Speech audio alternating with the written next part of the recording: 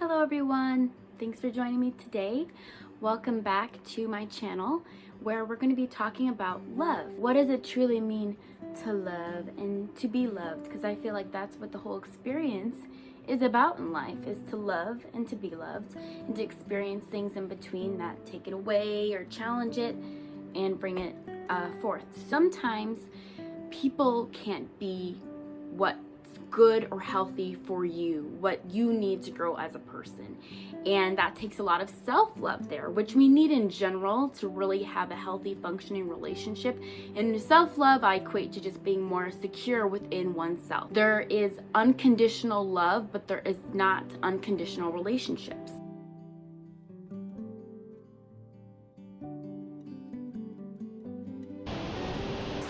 Unconditional love is true love. Unconditional love is to love one as they are. It does not mean you stay in unhealthy or toxic relationships. It only means you accept one as they are and don't try and strive for them to change by manipulation or other tactics. Those with unconditional love share the love they already have. It does not come from emptiness. It never comes from an empty place, a place of lack, where another is needed to fill a void. Overall, unconditional love says, nothing is diminished of me without another. I accept you as you will be and will always have love.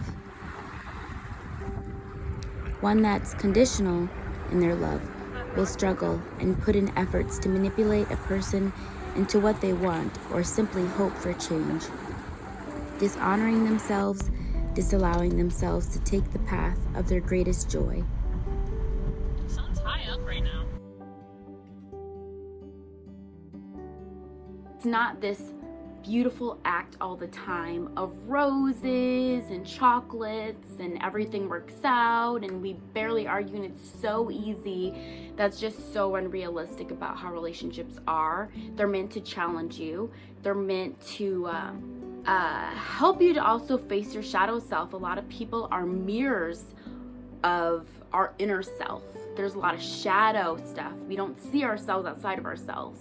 So when you're with another person, especially through a lot of different contexts, they see a lot of different parts of you that you might not even be aware of. And so understanding each other's past and your triggers and traumas is a really intimate dance in helping you grow through conflict. But there are conditions based on how that can work, and obviously that requires being somewhat healthy and figuring out what that can be for the both of you, and it requires a security in your own love, not looking at the other person as a replacement of the love you have for yourself, because regardless if I'm with someone or not with someone, I still have love inside of me.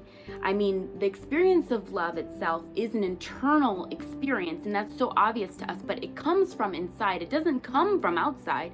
Something outside ignites that love inside, but it's always in us to experience, to even allow that experience to happen, because we can block those experiences from happening as well. It's all in our doing. So it's important to have that security, as I mentioned before, because when you go into relationships, there's love there and you both have your triggers and traumas, and understanding that within each other can help you expand. But there are conditions to that. We can't control another person. You can only control yourself and your responses. We all have our own ways of showing up in life based on our past. And it can really condition us to show up in relationships poorly or not, especially if we don't grow from past relationships. So when you don't have that love within and you use another as that replacement, it can make it really, really difficult for you to make sound decisions that are good for yourself, that honor your soul, that honor how you want to show up in your life and experience your life with another. Some people just can't be your match, and that's okay. There can still be love there.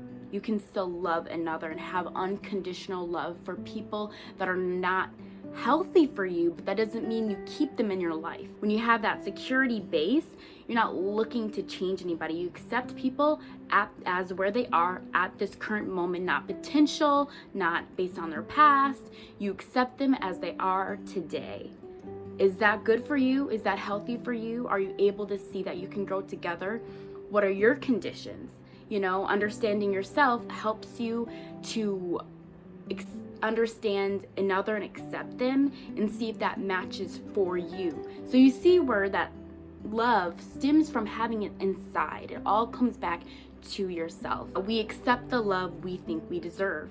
When I see my worth, when I know my worth, my values, my non-negotiables, when I treat myself well, I'm not going to expect less from another. I'm just not going to deal with it. It's just going to pass me by. So I lessen the chance of even having those experiences, and I attract better.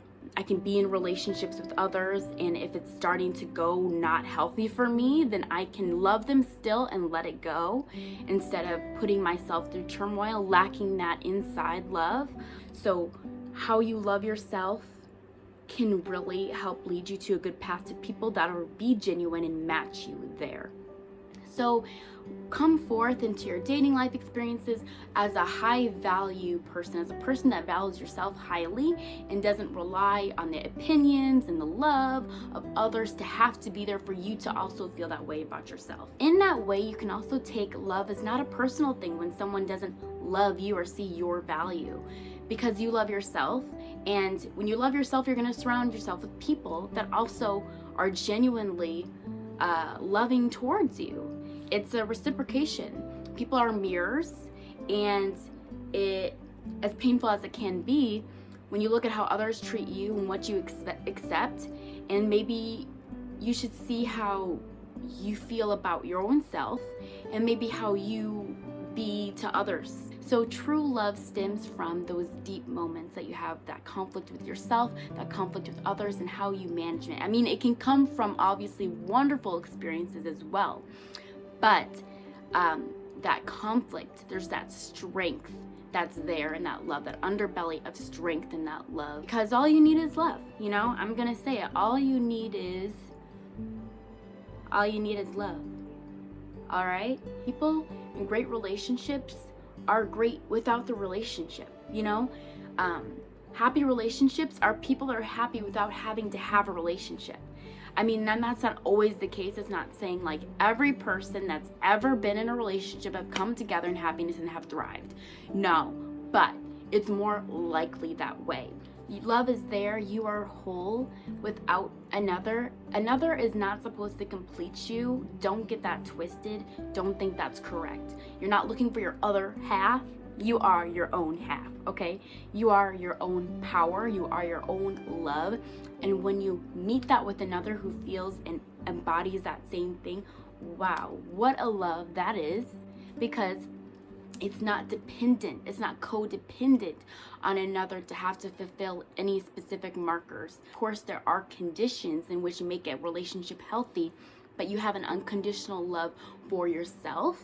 And so you know how to have that unconditional love for another. You will add happiness to my life. You can't add it, and of course not always, because hey, we're responsible for our own happiness, but you add an additional layer there of happiness. I enjoy life with you despite the troubles. We have more good times than not, and we know how to handle the ups and downs because we have that security in ourselves, and we know how to show up for one another by still honoring who we are as people, making it a healthy, enjoyable experience. Okay, so I just wanted to leave off on that note. I wish you well. I send my love to you on this beautiful day, and take care of yourself. Namaste. Thanks for joining me.